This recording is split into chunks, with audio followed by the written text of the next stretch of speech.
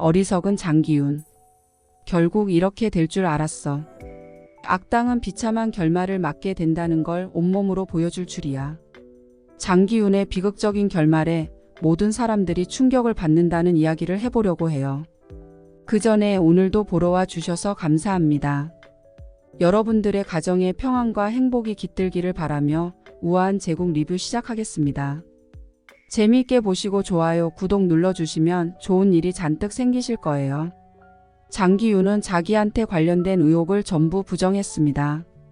장기윤이 의혹을 부정하는 방법은 정말 악랄하기 짝이 없었는데요. 장기윤은 모든 인맥을 동원해서 대규모 기자회견을 열었습니다. 최근 사회적 물의를 빚고 있는 딥페이크 동영상은 온 세계를 혼란하게 만들고 있고, 조작된 딥페이크 동영상으로 인해 저 같은 피해자들이 속출하고 있습니다. 대표적인 딥페이크 악용 사례는 정치 분야에서 가장 많이 사용되고 있습니다. 최근 유럽에서 일어난 전쟁에서 대통령이 항복을 선언하는 동영상이 있었습니다. 딥페이크는 인공지능을 사용해서 사람의 얼굴을 다른 사람처럼 조작해버리는 기술을 의미하는데요.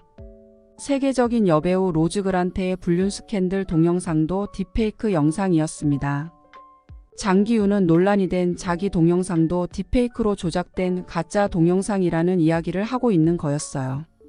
그렇게 대규모 기자회견을 여는 것과 동시에 인터넷에서 여론을 조작하는 댓글 부대를 동원했는데요.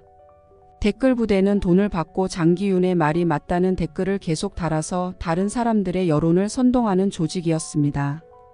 장기윤이 무죄라며 죄 없는 장기윤을 음해하려는 세력은 자폭하라는 식으로 사람들을 선동하며 온통 장기윤을 응원하는 댓글로 도배가 되고 있었습니다. 장기윤이 모든 영상을 딥페이크 영상이라고 우기는 동안 장기윤의 카지노밸리 착공식을 하루하루 다가오고 있었는데요. 죽은 언니도 그렇고 죽은 나승필을 위해서라도 하루빨리 장기윤이 망해야 하는데 화가 나서 미치겠어. 제클린은 그 어떤 증거로도 장기윤을 몰락시키지 못하는 상황에 정말 답답해하고 있었습니다. 제클린이 답답해하는 게 보시는 시청자 여러분들의 마음을 대변해 주는 것 같다는 생각이 들었는데요. 그나마 제클린이 장기윤한테 복수를 제대로 하는 사람이었습니다. 제클린은 장기윤을 찾아가서 자기야, 내가 회사에 투자한 투자금 회수 요청한 지 3개월이 지났어. 그래서 자기가 다 토해내야 된다네.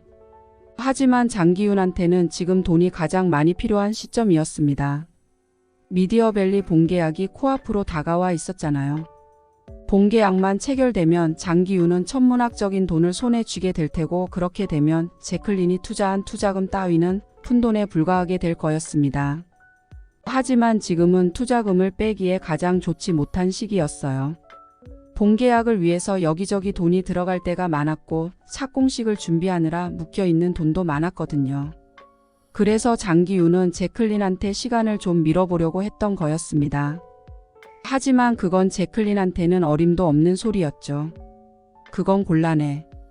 오늘 안에 다 토해내지 않으면 어떻게 되는지 내 변호사가 전부 설명해 줄 거야. 제클린은 자기 변호사를 대동하고 왔습니다. 변호사는 제클린을 대신해서 제클린이 어떤 절차로 무엇을 할 수 있는지 설명했는데요. 3개월 전에 내용 증명도 보냈기 때문에 투자금 회수가 오늘 안에 되지 않을 경우 곧바로 압류 절차에 들어가도록 조치했습니다. 그리고 사흘 뒤에 미디어밸리 착공식이 있는데 회사에 압류가 들어가게 되면 매우 곤란해지실 것 같습니다.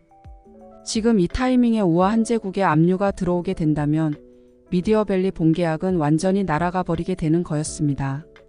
장기윤의 꿈이 바로 눈앞에 있었는데 고작 이런 사소한 문제로 본계약과 착공식을 걷어차 버릴 수는 없는 노릇이었어요. 그래서 장기윤은 결국 제클린의 투자금을 돌려주기로 했던 건데요. 하지만 거기서 문제가 발생할 줄 몰랐던 것 같습니다. 재무이사 회사에 남아있는 보유자금 체크해서 제클린 테일러 투자금 상환에 장기윤은 짜증을 잔뜩 내며 투자금 상환을 지시했는데요.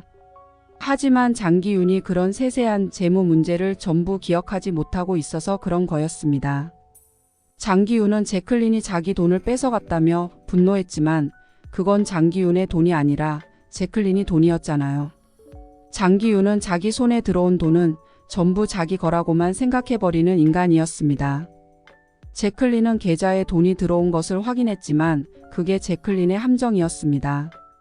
재무이사는 제클린이 알려준 계좌에 돈을 정확히 입금했지만 그건 잘못된 계좌 정보였어요. 제클린은 보이스피싱범들이 사용하는 해외 계좌를 수배해서 중국 쪽으로 돈을 보내는 계좌를 확보했는데요. 제클린이 한국 국적을 가지고 있지 않기 때문에 장기윤과 재무이사를 속일 수 있었던 거였습니다.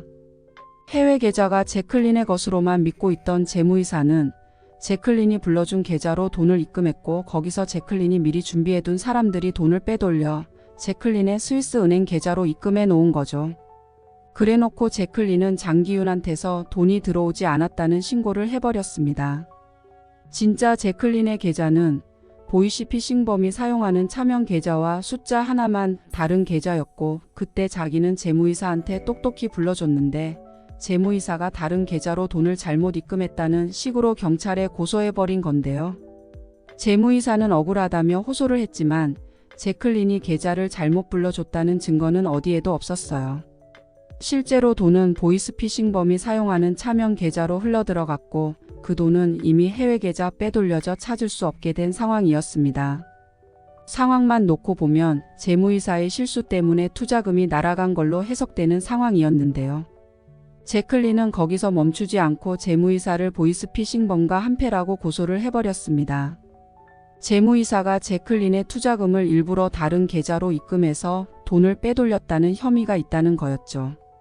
재무이사 입장에서는 미치고 팔짝 뛸 노릇이었지만 재무이사의 억울함을 풀어줄 증거는 어디에도 없었습니다.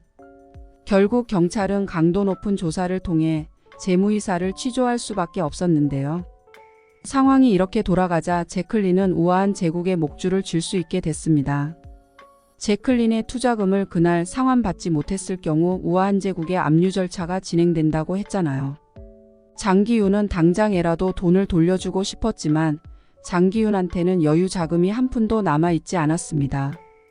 본계약과 착공식을 성공시키기 위해서 여기저기 돈을 뿌린 상황이었고 돈이 들어오는 건 착공식이 시작된 이후부터였거든요. 그래서 제클린이 우아한 제국의 압류를 걸어버리는 걸 도저히 막을 방법이 없었던 거였어요. 제클린은 처음부터 우아한 제국의 압류를 거는 게 목적이었기 때문에 다른 걸 담보로 걸어서 차용증을 써주겠다는 제안을 전부 거절했어요. 제클린의 목적은 장기윤이 망하는 거였잖아요. 장기윤은 결국 본계약 체결에 실패하고 카지노밸리에 들어간 엄청난 투자금을 혼자 독박을 써야 하는 상황에 처하고 말았는데요. 도저히 갚을 수 없는 거액의 채무에 장기윤은 비자금을 들고 야반도주를 하기로 결심했습니다. 그런 걸 전부 책임질 생각은 눈꼽만큼도 없었거든요. 그래서 장기윤은 탁성구의 사무실에 숨겨놓은 비자금을 찾아서 밤에 몰래 도망가기로 했는데요. 하지만 그렇게 도주하기에는 장기윤이 원한을 산 사람이 너무 많았습니다. 도둑고양이처럼 도망가려는 장기윤 앞에 나타난 그림자는 탁성구였는데요. 탁성구는 마지막까지 장기윤을 찾아가 거래를 하려고 했지만 장기윤의 배신에 유검사한테 잡혀가고 말았습니다. 하지만 유검사는 장기윤 편이 아니었고 간단한 조사만 마치고 탁성구를 풀어줬던 건데요. 풀려난 탁성구는 장기윤에게 복수할 순간만을 꿈꾸고 있었습니다. 본계약이 망해버리면 장기윤이 비자금을 챙기러 사무실로 올 거라는 사실을 정확하게 예측하고 기다리고 있었던 건데요. 탁성구는 지금까지 이미 여러 사람을 해쳤던 무서운 사냥개였습니다. 장기윤은 결국 자기가 기르던 사냥개에 물려 비참한 죽음을 맞게 되는 결말로 이어질 것 같네요. 장기윤의 죗값은 죽음으로 치렀지만 죽은 후에도 지옥의 불구덩이에 굴러떨어질 것 같다는 생각이 듭니다. 이번 영상 재미있으셨으면 구독과 좋아요 부탁드립니다. 구독은 저에게 큰 응원이 됩니다. 오늘도 시청해 주셔서 감사합니다.